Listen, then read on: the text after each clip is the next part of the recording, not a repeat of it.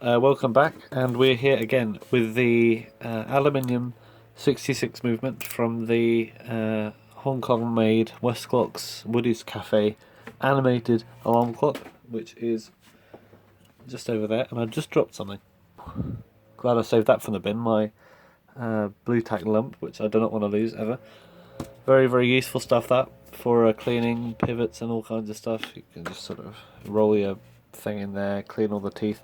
Very useful stuff, as long as it's wet and it is not hot. If it is dry and hot, then it gets sticky and it sticks to stuff. So make sure that you make it wet and it's in a cold and it's cold.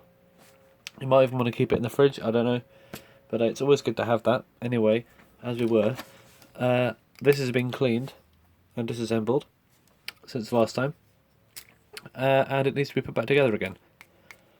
So I think we should just get to it. Got the balance wheel over here, and as you can see, I've extended out the cardboard so it reaches from the edge to the edge of this desk. So now it's not going to slide around, stuff's not going to get stuck underneath it, which it used to do quite a bit. All those parts out there. Let's pot this. No info on it, I'm afraid. I don't even know what this pot is from.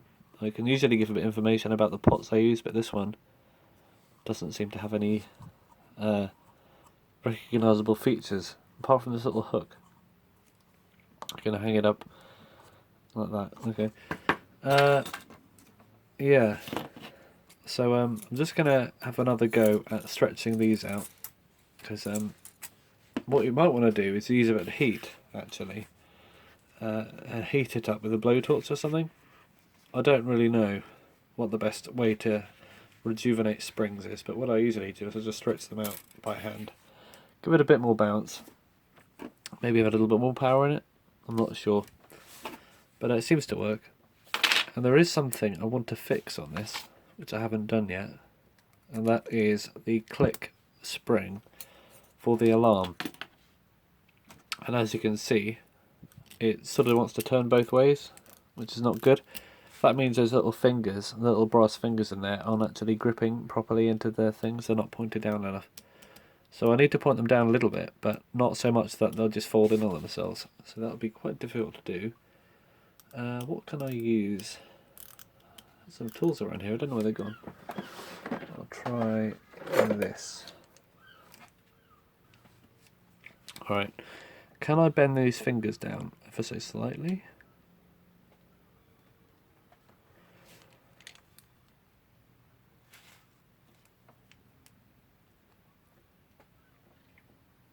One.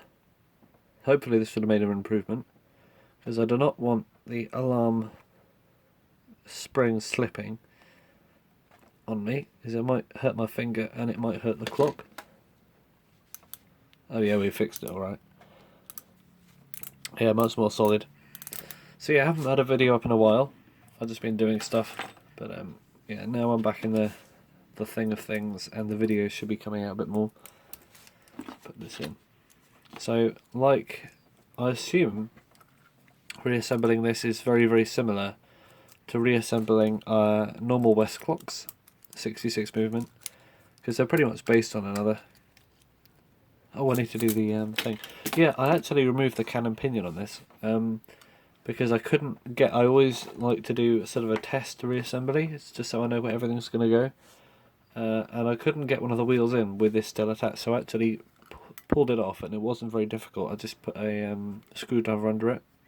I just popped it off, but I'll put that back in now. I think it goes this way. No, it goes this way. That's where the knob goes, isn't it?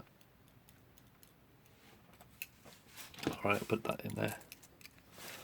So I'll put the canyon pinion on last. Put this the right way around.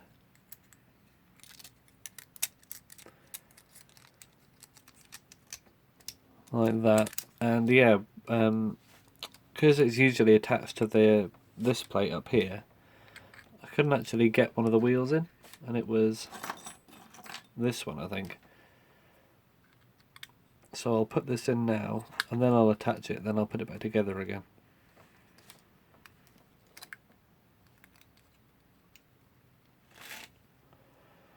Like that, yeah. So I'll put that on.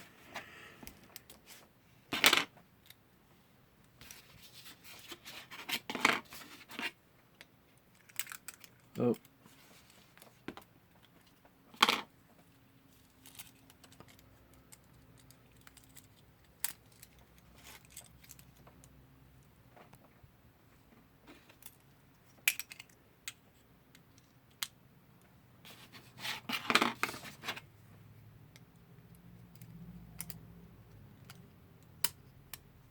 There we go.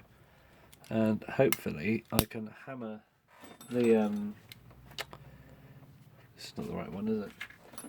There we go. I can hammer that pinion back on there, and then take it apart again and reassemble it without having to remove that again.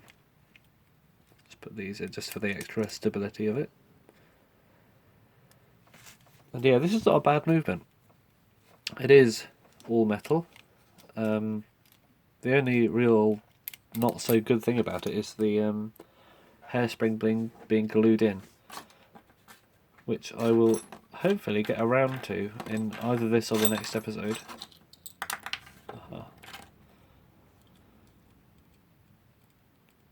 If there's no hiccups along the way.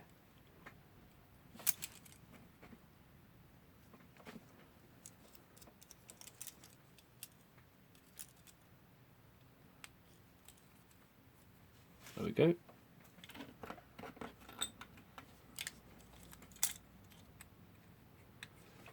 Yeah, this hammer should go under there, but I don't really need to line everything up right now, it's just to get it all together. Do it anyway.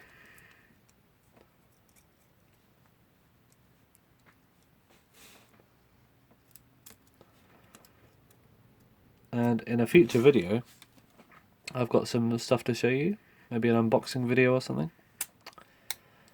They seem to do pretty well in terms of YouTubeness, but I usually don't really care much about that. I'm more of a just creating it because it's fun to create. I think that's on there. Hopefully we haven't lost any of the grip. I'll bash it down a little bit more. Right, so I've got this hammered on, and hopefully it's to the right depth, because it's still got a bit of freedom in there, like very, very little amount, but I didn't want to do too far in case it got stuck up against there and it won't move, and then it's pretty much done for. On the other hand, I didn't want it to not be tight enough so that it just slipped off again, because sometimes a cannon pinion will just not have any grip. They lose their grip, and German-made alarm clocks often have that problem. Like Haller, their alarm clocks have that problem a lot. So just a word of warning: only remove a cannon pinion if you think you have to. Because a lot of the time, if you're just doing stuff like me, very low level cleaning and repairs, and you're not doing like a full-on professional horologist service, then it's often easier to just leave that on there. So I'll carry on reassembling this. There goes there, yeah. And maybe you're supposed to do this, because that's not going to come out of there. But if you notice that this pinion here is actually completely open at the top like it is on a Westclox one.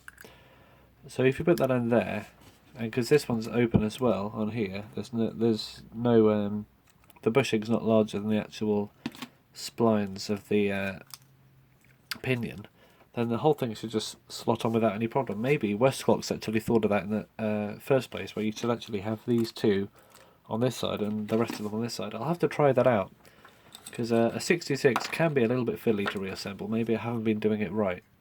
So I'll try that when I come to do my luminous spur in the future series. Probably part of the Workhorse or Westclox thing I'll be doing with Greg. Then yeah, maybe I'll try that method out and see if it's any easier to have these two in particular on this side, and the rest of them on this side, and then put them all together.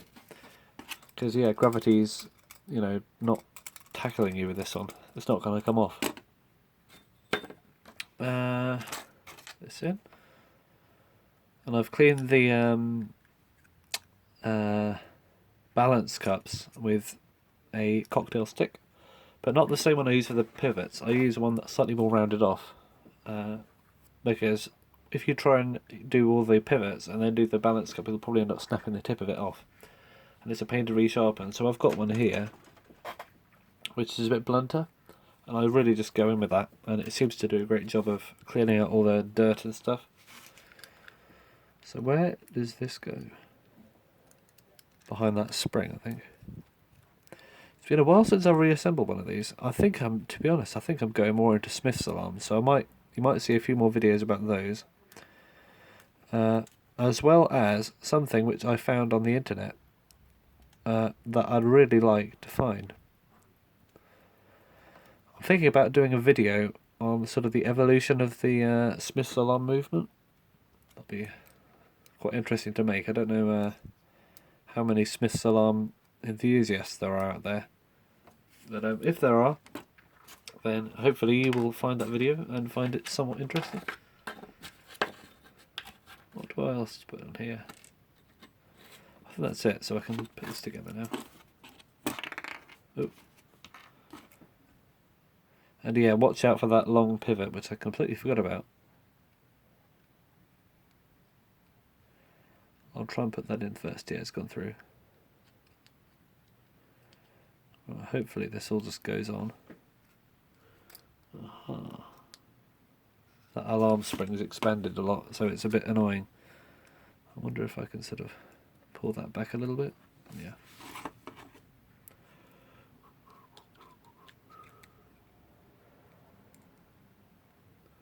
Yeah, it's a bit fiddly trying to get that long pallet pivot into the hole from back here, but I did it anyway. Alright, let's get that in there. Skedaddle. And where are my tweezers? Aha! There are some tweezers here.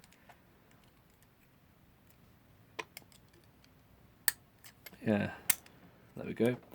Get all the pillars lined up first. Make sure everything's going in the right place. And then just one by one, I am putting them in their correct positions.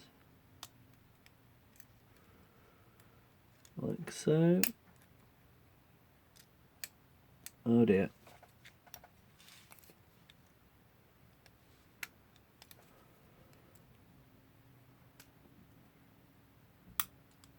Alright, I think we've got it. Yeah. The 66 and a couple of other movements have a weird feature that the escapement's designed in such a way that if you put a backwards force on it, then it just bypasses the pallet completely. I mean, look. It's just going backwards. Whereas forwards it's fine. The escapement works. When it's backwards, the pivot just goes... And it, like... I don't want to do that too much because it might wear out, but it's a weird thing. I haven't seen that many other ones. You can't do that with a lot of other alarm clocks, so I'm wondering if that's a special type of escapement.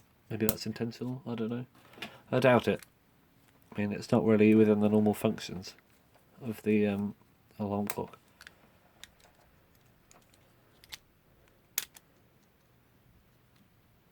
Right, where's that?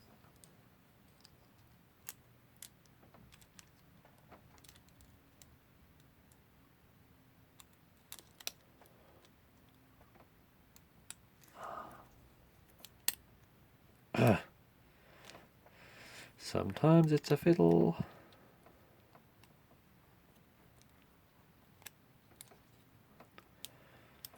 Which it is. And it's not coming out. There we go. Oh, got it. So yeah, get them lined. Get them lined. Put it in. And then I think that is it for the pivots. Apart from that hammer there. Them thar hammers ain't nice. I wonder what that little nut was for. I think I must have put it in that pot, thinking it was part of this, but it wasn't. So, let's give this a tighten. Oh, this hammer again. Why hammer? In fact, what I will do is I will bend this spring so it's more springy, like that.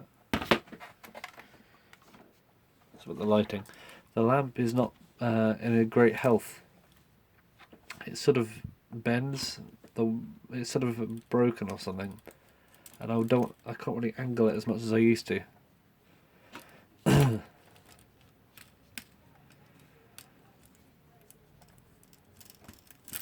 Right, is the hammer in?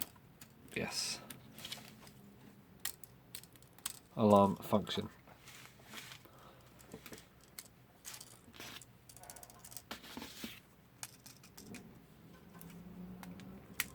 Do those up. Watch out for that long pivot. I keep having to say that, mainly to remind myself, because I know I'm going to end up knocking into it and breaking it off. But at the moment it's pretty straight. So that will probably be it for this video. I know it's been a while, and yeah, I got a bit of a sore throat, you might be able to tell. So it hasn't been the most fun video to record, but hopefully it's been slightly more fun to see. And the way these springs are coming out at these angles, it's really cool to look at. Never seen the likes of that.